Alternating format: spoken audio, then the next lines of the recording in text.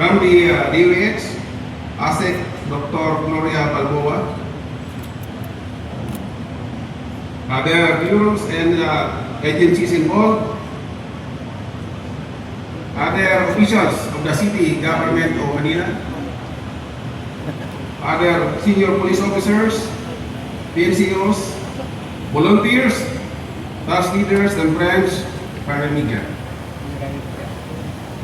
I warmly welcome you to the send-off ceremony for the Feast of the Jesus Nazarene 2026. The Feast of the Jesus Nazarene is a deeply rooted tradition that reflects the strong faith, resilience, and devotion of millions of Filipino devotees. For centuries, this sacred celebration has stood as a part